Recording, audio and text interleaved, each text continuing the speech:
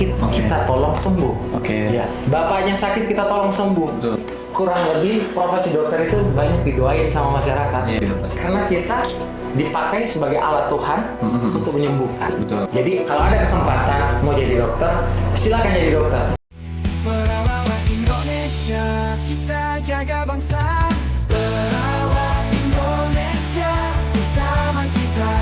Menyapita muntakan semua. Merawat Indonesia, bersama kita. Mengapi untuk sehat menuju masa depan cerah. Di Hari Dokter Nasional 2024 ini, saya akan mewawancarai salah satu dokter yang cukup dikenal di Jakarta dan juga di Jawa Barat. Kira-kira pertanyaan apa sih yang bakal kita ajukan? Yuk kita langsung masuk ke dalam.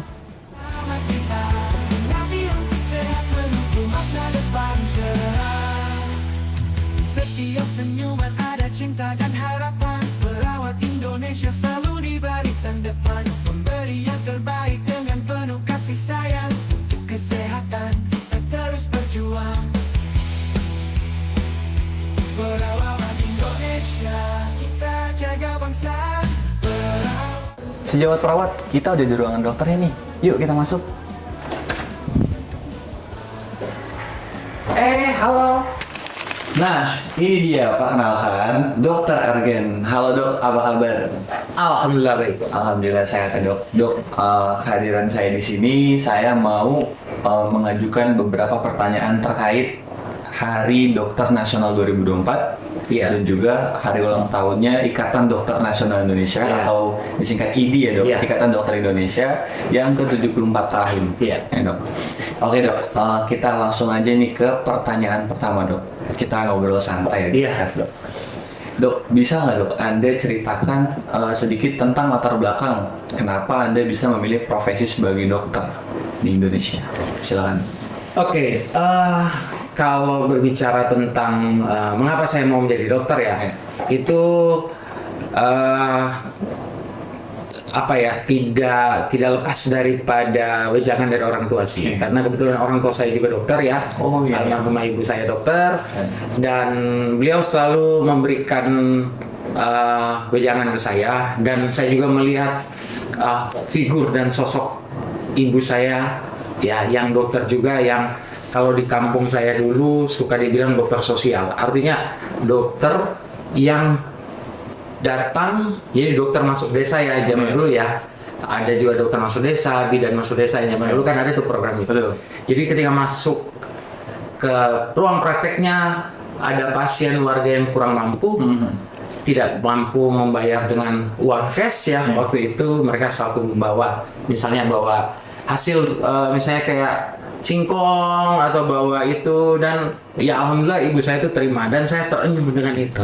Artinya ibu saya bisa memberikan figur dokter yang benar-benar. Jadi buat saya dokter terbaik adalah ibu saya. Jadi almarhumah ibu saya itu karena dia sanggup memberi. Jadi tanpa pun dia memberikan, nah kamu harus jadi dokter ya. Jadi image sebagai seorang dokter, figur dokter itu sudah saya rekam lah. Wah, ini suatu saat nanti saya akan menjadi seperti ibu saya. Karena dia memberikan figur yang benar-benar memang cocok menjadi seorang dokter yang harus diteladani. Seperti itu sih. Jadi dari ibu saya sih. Gitu. Berarti role modelnya itu kenapa dokter bisa memilih profesi sebagai dokter di Indonesia adalah seorang ibu. Iya. Dari ibu saya. Kita kirim doa yang terbaik untuk ibu, almarhum ibunya Dokter Argen gitu teman-teman. Nah, next nih dok. Apa sih dok makna Hari Dokter Nasional Indonesia 2024 untuk untuk pribadi dokter dan juga secara profesional? Oke, sedikit saya mengutip ya daripada tema Hari Dokter yang kali ini ya. Betul. Yang 74 itu adalah menguatkan komitmen membangun masa depan kesehatan Indonesia. Oke. Ya. Jadi kalau pertanyaan apa makna ya? Makna buat saya pribadi dan untuk dokter Profesional, secara profesional. Jadi kalau dilihat dari sisi umur ya, kalau kita umur manusia Berarti itu 74 itu memasuki usia yang sudah usia senja ya. Jadi setidaknya dokter di Indonesia itu mampu untuk menyuarakan ya, menyuarakan aspirasinya, menyuarakan perkembangan teknologi. Jadi dokter itu sejalan dengan perkembangan teknologi sekarang, supaya dokter yang ada sekarang di Indonesia itu mampu bersaing dan berkompetisi dengan dokter-dokter yang ada di luar. Kalau menurut saya seperti itu. Kalau saya pribadi, ya alhamdulillah, kalau saya jadi dokter itu, maaf, tidak miskin, tidak juga kaya. Artinya kalau mau makan setiap hari, insya Allah ada gitu ya. Berkecukupan. Gitu. Berkecukupan lah ya gitu. Jadi profesi dokter itu satu dari sisi profesinya itu merupakan profesi yang mulia sebenarnya, karena kita menyelamatkan nyawa orang kan. Jadi sejak kita disumpah ya, sumpah Hippocrates itu adalah kita menghargai kehidupan sejak sel telur bertemu dengan sel sperma, dan itu kita sudah harus hargai. Nah, itu yang sangat nilai poin daripada menjadi seorang dokter buat saya. Seperti itu. Oke dok, lepas dari makna hari dokter sedunia dan baik dari pandangan dokter secara pribadi dan juga profesional ya dok, apa sih dok peran dokter menurut anda yang terpenting dimainkan dokter dalam masyarakat kita saat ini? Peran penting dokter yang dimainkan untuk masyarakat kita saat ini. Oke, berarti yang dimainkan menjadi satu bentuk power of involvement. Jadi kekuatan untuk mempengaruhi. Apakah seperti itu? Oke. Jadi ini, kalau menurut saya ya, kembali lagi menurut saya bahwa dokter itu punya satu kekhususan di mata masyarakat. Ya, saya kasih contoh. Misalnya, siapa sih yang nggak mau nikah dengan calon istri ataupun calon suami seorang dokter? Semua orang tua calon mantu pun pengen seperti itu ya. Berarti itu ada satu nilai plus. Ya. Jadi dari orang mendengar gelar dokternya aja itu sudah merupakan satu nilai plus. Berarti menurut saya setengah kekuatan untuk mempengaruhi, memainkan peran di warga sekitarnya itu sudah sangat bagus kalau pribadi dokter tersebut itu mengetahui sebenarnya. Jadi ketika dia mengatakan, saya seorang dokter, berarti saya seorang public figure. Jadi saya harus bertutur kata, berperilaku, ya, berucap, bersikap, bertindak, cara berpikir itu berarti well educated. Karena menjadi seorang dokter itu kan sangat well educated. Kita dari kalau pendidikan zaman dulu dari semester 1 sampai semester 12 ya kan, zaman saya dulu, kemudian ditambah 1 tahun ataupun 2 tahun kuas, itu kurang lebih sekitar 8 tahunan ketika saya menjadi dokter ya, seperti itu. Jadi memainkan peran sangat memainkan peran. Kekuatan seorang dokter itu dari ucapannya, nilai plus, dan ketika tindakannya pasien itu sembuh, itu akan sangat memainkan peran bagi masyarakat yang datang berobat ke dia. Seperti itu. Apalagi dalam tanda kutip dia seorang yang ditokohkan ya di masyarakat.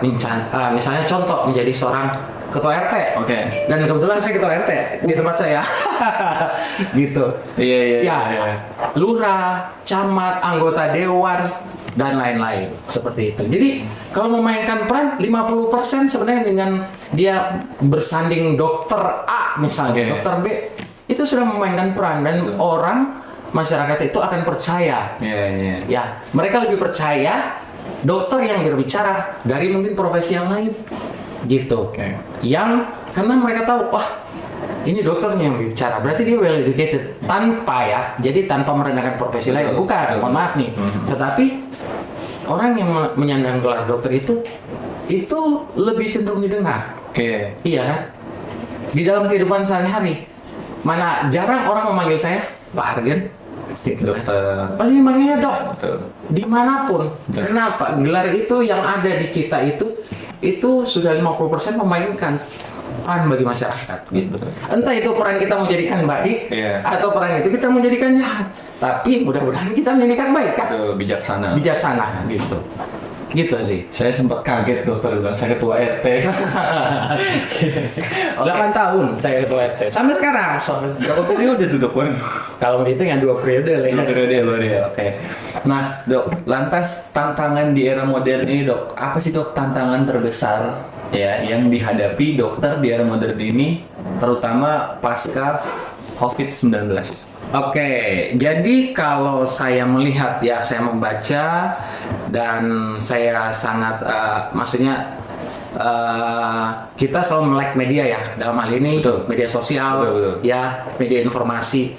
Itu kalau tantangan terbesar adalah karena kita tahu sendiri tahun yang kemarin ya, tahun yang kemarin atau awal tahun kemarin ya, atau awal tahun ini yang kita tentang undang-undang. Jadi tentang Undang-Undang Nomor 17 Tahun 2023 dan PP Nomor 28 Tahun 2024. Nah itu kan kita organisasi, walaupun organisasi profesi INDI, PPNI, ya IAI, ya kemudian IBI ya, itu melakukan satu bukan protes sih, tapi menyuarakan aspirasi. Betul.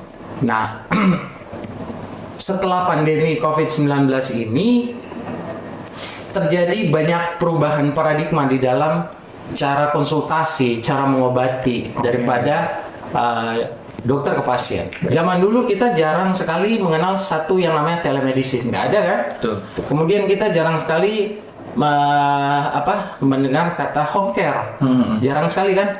Kalau sekarang kita ada, ya ada. Zaman dulu mungkin home care itu hanya untuk dokter masuk desa sama bidan masuk desa yang baru selesai, benar. Ya kan? Kalau sekarang klinik yang tidak mengadakan home care itu sangat dan sangat tidak profitable kalau tidak gitu.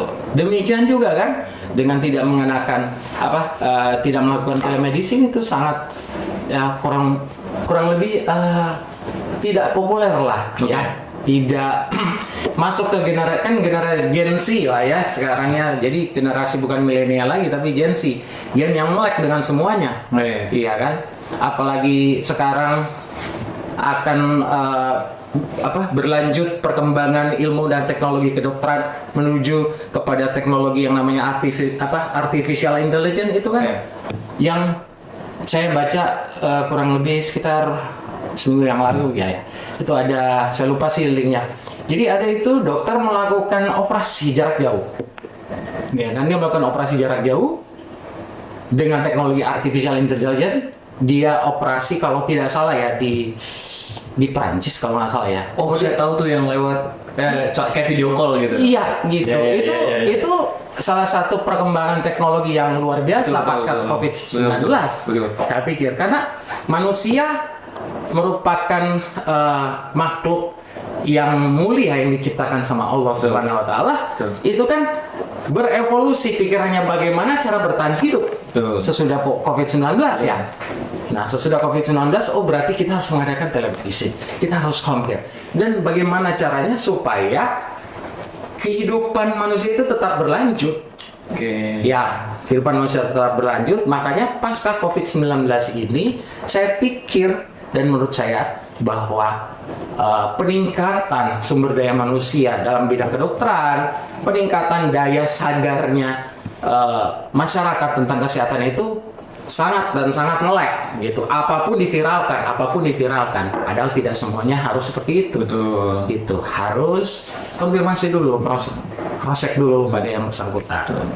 Kurang lebih seperti itu sih menurut saya. Oke dok, nah ini untuk kesehatan mental nih dok. Terkait kesehatan mental, bagaimana dok Anda melihat pentingnya kesehatan mental bagi para dokter nih ya, bagi para dokter, terus apa yang bisa dilakukan untuk mendukung kesehatan mental mereka? Oke. Jadi kita bukan ngebahas kalau mungkin belakangan ini banyak banget mentalnya para Gen Z ya, kalau dibahas. Nah kita sekarang membahas terkait pelaku si profesi tersebut nih, yaitu untuk dokter. Iya. Kalau menurut saya, kalau kesehatan mental itu daripada dokter tersebut ya itu harus maksimal kalau menurut saya. Karena zaman saya dulu juga kita ketika masuk ke kedokteran itu kita sudah tidak belajar matematika karena dianggap di SMA kita sudah tahu tentang matematika. gitu. Ketika masuk kedokteran tidak belajar lagi tentang matematika. Itu artinya bahwa kesehatan mental daripada dokter itu dianggap lebih. Jadi kita sama seperti saya jelasin tadi bahwa kesehatan mental itu penting. Dokter yang datang praktek membuka praktek baik itu pribadi mandiri, kemudian dia praktek di klinik maupun rumah sakit, itu mentalnya tuh harus benar-benar sehat gitu. Ya, nggak mental illness lah gitu. Ya, tidak mental illness. Ya, saya salah satu dokter yang boleh dibilang generasi peralihan antara generasi lama ke generasi yang baru sekarang. Ya, jadi itu saya sangat saya sangat sebenarnya setuju dengan waktu kita mau masuk ke fakultas. Itu sebenarnya yang disalahgunakan oleh senior kita dulu ya. Jadi kalau menurut saya dalam kapasitas kewajaran itu justru penting untuk membentuk mental kita. Artinya mental yang tidak gampang patah semangat, gitu. Selalu memberikan inovasi, jalan keluar dan lain-lain. Karena saya mengalami itu ketika saya di zaman dulu dibilangnya ospek ya. Saya di ospek zaman dulu. Iya, MOS ya. Saya dilakukan masa orientasi lah ya. Orientasi itu, dan saya berpikir betul juga bahwa itu melatih mental kita. Ketika kita harus hair beberapa kali, kita harus share beberapa kali mata kuliah tertentu.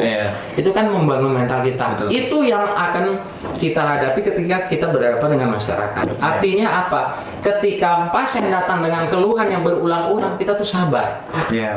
Dokter itu paling penting kesehatan mental itu harus sabar. Sabar mendengar celotehan daripada pasien tersebut. Gitu, karena pasien berhak mendapatkan informasi tentang kesehatannya. Seperti itu. Jadi harus sabar. Kurang lebih seperti itu sih. Keren dokter pokoknya. Profesi dokter itu cukup bisa dibilang ya tadi yang dokter bilang harus bijaksana, harus menjadi orang yang sangat baik lah di Indonesia ini untuk menolong masyarakat dan untuk masyarakat Indonesia. Oke dok, lanjut kita membahas soal inovasi dan teknologi. Mengikuti perkembangan zaman ya dok, dengan kemajuan teknologi yang sekarang ini, bagaimana dok Anda bisa melihat peran dokter berubah gitu ya dok? Melihat peran dokter itu berubah. Apa inovasi yang paling berdampak dalam praktik kedokteran menurut Anda dok? Silahkan. Inovasi yang paling berdampak. Jadi inovasi yang paling berdampak adalah yang tadi saya bilang tadi, adalah ketika pasien datang tidak perlu sekarang datang tatap muka untuk in case kasus-kasus tertentu, gitu. Jadi dia hanya perlu konsultasi lewat WA misalnya contoh, ataupun lewat media komunikasi yang lain, entah itu dia video call, itu itunya sudah cukup. Tapi di balik itu inovasi-inovasi yang sekarang kita sudah tahu, ada telemedicine, ya chat 24 jam apa dan segala macam, tetap aja kita harus fundamental sebagai seorang dokter itu dia harus lebih. Jadi kan eye catching-nya itu kalau zaman saya dulu, profesor saya selalu bilang, pasien datang ke kamu, dek, gitu. Itu 50% penyakitnya tuh sudah sembuh sebenarnya dengan kita tatap muka, mendengarkan keluhan pasien. Dan saya mengalami itu ketika saya praktek awal-awal, gitu. Pasien hanya datang, sebenarnya dia tidak sakit sama sekali. Dia hanya datang, hanya perlu tempat untuk dia berkeluh kesah tentang masalahnya. Menarik nih. Iya. Ketika karena mereka itu yang tadi, sehubungan dengan pertanyaan tadi, saya bilang gelar dokter itu 50% bisa mempengaruhi, memainkan peran. Saya cuma bilang, ibu harusnya jangan begini. Kalau saran saya, ibu berdamai. Itu kan masalah keluarga ya, berdamai sama suami. Gitu. Mungkin suami bentuk cari perhatiannya dengan mungkin dia lebih banyak tidak di rumah, tapi mungkin kalau ibu lebih banyak melakukan komunikasi dengan dia, tidak cuek, mungkin dia akan berubah. Benar. Alhamdulillah 2 minggu berikutnya datang itu suami istri ke tempat saya. Suaminya berterima kasih ke saya. Berterima kasih ngajak saya makan di luar. Waktu itu berdua. Itu bayar biaya konsultasi hanya untuk curhat sebenarnya, gitu ya. Jadi Inovasi bagus sekarang sudah Iya. bagus, tapi fundamental di mana kita berbicara langsung Betul. antara dokter dan pasien itu sebabnya ada jadi ada ruang privasi antara dokter dan pasien yang tidak boleh bocor. Betul. Nah, yang tidak boleh bocor kepada siapapun itu. Iya. Tapi itu kadang suka berbalik. Kalau sekarang kadang sudah mulai mulai susah karena apa-apa divideoin. Betul. Iya kan? Kalau tidak divideoin tidak viral, Iya. tidak viral tidak laku. Iya. Ini kan begitu. Iya. Padahal sebenarnya ya fundamentalnya adalah privasi dokter dan pasiennya. Jadi privasi terjaga ya. Iya. Betul, itu dia. Nah dok, terus ada lagi nih dok. Edukasi dan kesadaran masyarakat dok, mengenai itu apa sih dok yang bisa dilakukan untuk meningkatkan kesadaran masyarakat tentang pentingnya kesehatan dan peran dokter? Itu dia dok. Oke, meningkatkan kesadaran masyarakat tentang Tentang pentingnya kesehatan dan peran dokter. dokter harus banyak berinteraksi dengan masyarakat. Oke, itu poin. Entah dalam bentuk apa, kalau saya selalu berinteraksi, karena saya ketua RT. Kalau ada permasalahan, iya kan? Benar. Kalau ada permasalahan, kadang ada suami, ada istri yang tiba-tiba jam 3:30 pagi subuh itu gedor-gedor, Oke. minta ditolong karena KDRT sama suaminya. Saya cuma juga bilang itu, ibu, kalau ibu masih sayang sama suami, jangan laporin ke polisi. Tapi kalau ibu sudah tidak sayang, ya silakan. Oke. Gitu. Ya alhamdulillah rujuk lagi. Artinya begitu. Ketika balik lagi ke pertanyaan tadi bahwa tentang peran ya. Iya. Tentang peran itu peran dokter itu sangat vital sih. Oke, benar. Sangat vital. Jadi makanya banyak sekarang tuh dokter mau jadi anggota dewan, ya mau jadi pokoknya public figure lah, Iya. seorang politisi lah, Ya. gitu. Karena mereka sadar bahwa apa yang saya bicarakan itu bisa dicerna dengan baik dengan masyarakat. Benar. Ya, kira-kira begitu sih. Nah, saya Ada nggak nih dok? Balik lagi mengenai pribadi dan profesi seorang dokter, ada nggak nih pesan untuk generasi muda kita di tahun 2024 ini dalam rangka ulang tahunnya Dokter Nasional dan juga Ikatan Dokter Indonesia? Silakan dok. Kalau pesan saya harus gini ya. Boleh. Oke. Pesan saya kalau ada kesempatan jadi dokter, jadilah dokter. Karena kalau jadi dokter, ada profesor saya yang bilang zaman dulu, dokter itu 50% jalan ke surga ada. Betul. Karena menolong orang banyak. Betul. Gitu. Ya, sisanya 50% mungkin amal ya. Iya. Amal kita ya. Gitu. Karena masyarakat, warga itu akan berterima kasih ketika anaknya sakit, kita tolong sembuh. Oke. Ya. Bapaknya sakit, kita tolong sembuh. Betul. Jadi kurang lebih profesi dokter itu banyak didoain sama masyarakat. Iya, pasti. Iya. Pasti. Karena kita dipakai sebagai alat Tuhan untuk menyembuhkan. Betul. Jadi kalau ada kesempatan mau jadi dokter, silakan jadi dokter. Kalau bisa jadi dokter, misalnya bapak, ibu punya anak 3, 2 jadi dokter. Biar apa? Dokter Indonesia yang ada itu kita hidup, lahir hidup, dan kita bekerja di Indonesia. Oke. Kurang lebih seperti itu sih. Jadi tanpa mengesampingkan bahwa sekarang banyak dokter asing yang masuk di sini, tanpa mengesampingkan itu. Tapi sebaiknya kita sebagai dokter Indonesia, kita yang lahir di sini, kita yang hidup di sini, dan kita harus berbakti di sini di Indonesia. Kata-kata hari ini itu ya, dicatat ya teman-teman semua yang ada di rumah. Nah, ini adalah sesi yang paling seru buat saya dok. Ya. Di setiap podcast saya dengan narasumber yang sering saya temui ya, ini adalah sesi yang sangat saya senang gitu. Nah dok, terkait ini dok, ada nggak dok pengalaman inspiratif dari seorang dokter Argen dalam menjalani karirnya sebagai dokter? Cerita-cerita seru atau unik gitu bisa diceritakan di podcast kita kali ini, silakan dok. Cerita unik, inspiratif. Jadi gini, ada orang yang saya nggak kenal. Oke. Saya nggak kenal, ketemu saya Oke. di bus. Oke. Ya, saya nggak kenal. Tiba-tiba Pas saya mau turun mau bayar ongkos bus udah dibayarin. Oh Pak, sama kernetnya itu nggak? Pak itu udah dibayarin. Sama siapa? Itu bapak yang itu. Oh iya makasih. Pas saya mau turun, bapaknya, Dok, saya yang kemarin yang 2 tahun yang lalu itu anak saya demam berdarah, dokter yang tolong. Oh iya. Gitu. Oh iya Pak ya. Iya saya ingat benar dokter. Gitu. Oh iya, makasih Pak. Anaknya gimana? Alhamdulillah sekarang udah bagus, sekarang sudah naik kelas 6 SD. Oke. Gitu.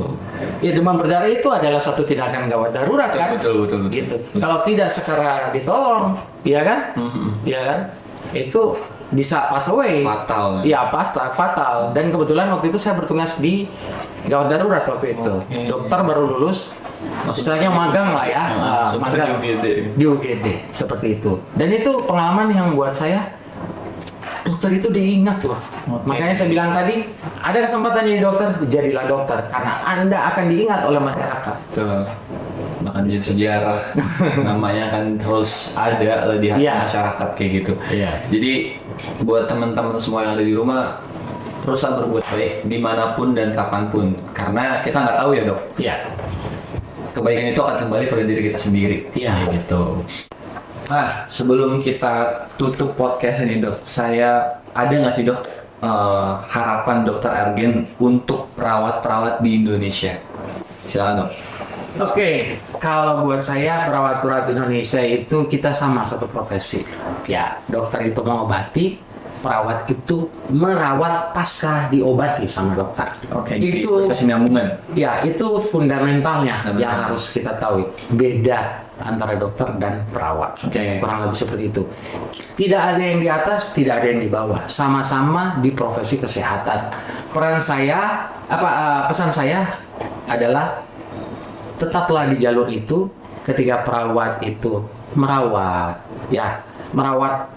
pasien yang sesudah diobati sama dokter, itu akan berkesinambungan peran antara dokter dan perawat, tidak tumpang tindih kayak sekarang.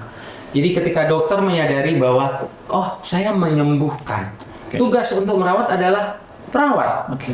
Perawat juga begitu. Tugas menyembuhkan adalah dokter, dan dokter memberikan instruksi yang berupa asuhan keperawatan kepada perawat tersebut. Saya pikir itu akan berkesinambungan, dokter dan perawat. Tidak ada dokter di atas, tidak juga perawat di atas. Berarti akan terus bergandengan. Akan terus bergandengan. Gitu. Saya tebak nih bakal masuk TikTok nih dok. Kata-kata hari ini gitu. Oke dok, terima kasih banyak sudah sempetin bisa ngobrol, discuss mengenai hari ulang tahun dokter se-Indonesia tahun 2024, sekaligus ulang tahunnya Ikatan Dokter Indonesia. Kita ucapkan juga untuk teman-teman dokter di Indonesia, selamat dan sukses. Semoga profesi dokter semakin maju, membanggakan untuk Indonesia, terkhususnya untuk bisa membantu menyiarkan lagi masyarakat-masyarakat di Indonesia. Amin. Halo teman-teman sejawat perawat, terima kasih banyak sudah menonton video ini sampai habis. Untuk hari ini spesial saya selaku host dari Persatuan Perawat Nasional Indonesia ingin mengucapkan selamat ulang tahun untuk Dokter Nasional Indonesia dan juga untuk Ikatan Dokter Indonesia di tahun 2024 yang ke-74 tahun. Semoga para dokter di Indonesia selalu sukses dan bisa terus menambah ilmu yang lebih luar biasa untuk menyiapkan masyarakat Indonesia. Jadi, dan yang paling penting mengaplikasikan apa yang kita dapat di kuliah itu diaplikasikan kepada masyarakat. Betul.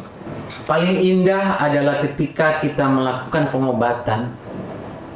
Itu cuma dokter-dokter tertentu kali ya. Ketika kita melakukan pengobatan, kemudian pasiennya sembuh, nanya dok bayar berapa?